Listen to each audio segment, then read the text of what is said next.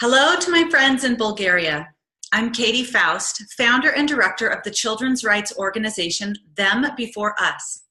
And I want to talk with you about why marriage is a children's rights issue. Many countries are falling into the trap of believing that marriage is about how adults feel.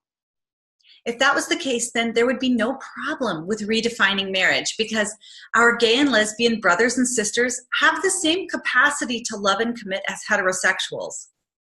But that's not what marriage is truly about. Marriage is about children. Why? Because it's the only institution that unites the two people to whom children have a natural right, their mom and dad. That's why historically, marriage has been the most child-friendly institution the world has ever known. And that's why when gay marriage is legalized, it unravels children's rights. You see, when it comes to family, there are three things that matter to kids. Number one, gender matters.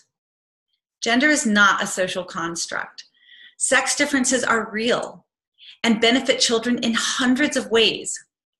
From their brains, to the way they communicate, to their physical bodies, men and women are gloriously different. Fathers and mothers offer distinct and complementary benefits to children. Children are made for and crave their mother's love and their father's love. When kids are missing one or both, children often suffer for life. My friend Millie understands this. She was raised by two moms, and she says, growing up, I always wanted a father. I felt it within me that I was missing a father before I could even articulate what a father was. I knew that I loved both of my parents, but I couldn't place my finger on what it was inside myself I was missing. When I hit school, I started to realize through observing other children and their loving bonds with their fathers that I was missing out on something special. I was told I didn't have a father, and it was very difficult for me to affirm a stable identity because of this. Number two, biology matters. Biological connection to their parents matters to kids. It provides them with the adults who are the most likely to be protective of, attached to, and invested in them. In fact, the most dangerous place a child can find themselves is in the home of an unrelated cohabiting man. Google the words mother's boyfriend, and you'll know what I'm talking about. A lot of people say to me, kids don't need moms and dads, they just need to be safe and loved. I tell them, then you obviously support the traditional family, because statistically, the married mother-father home is the safest place for kids.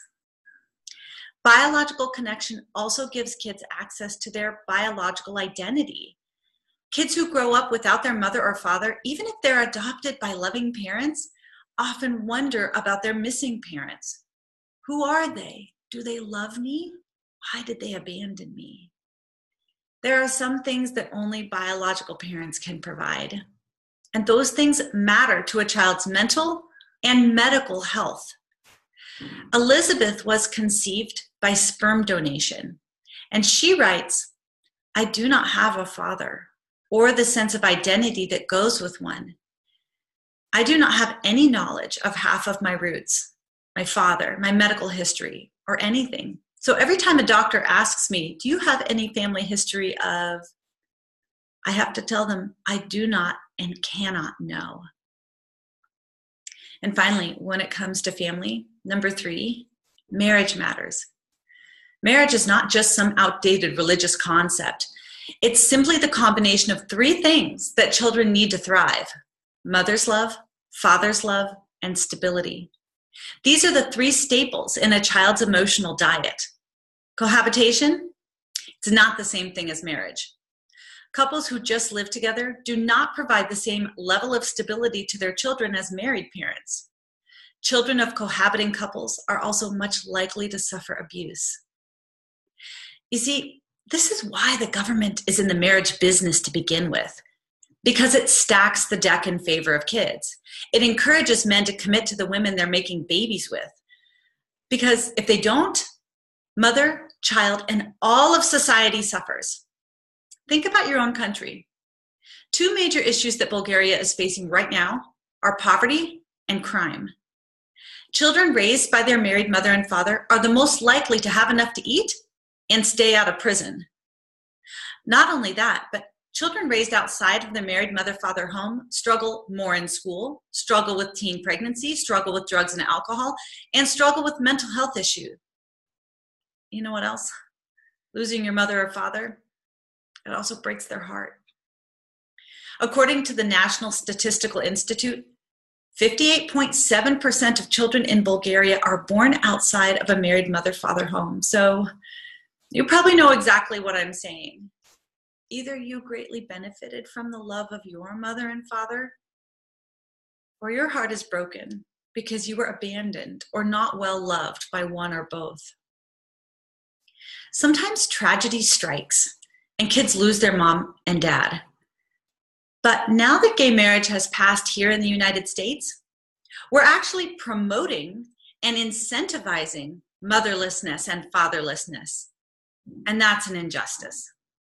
Government needs to be encouraging mothers and fathers to raise their children together. And historically, traditional marriage is the way to do it. You see, in our personal life and in policy, marriage and parenthood go hand in hand.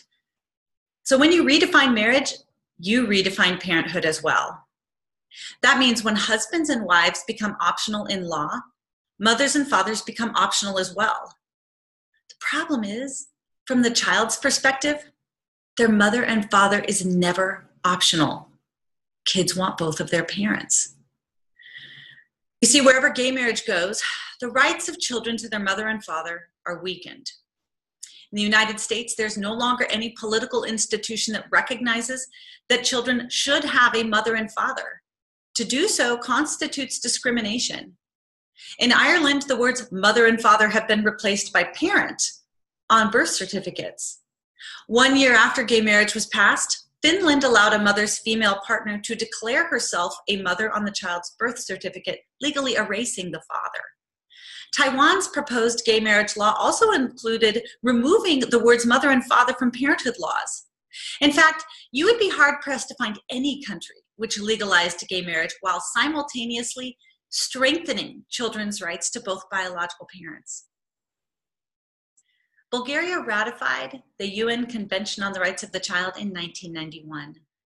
This treaty places a child's right to be known and loved by their mother and father at the top of the list.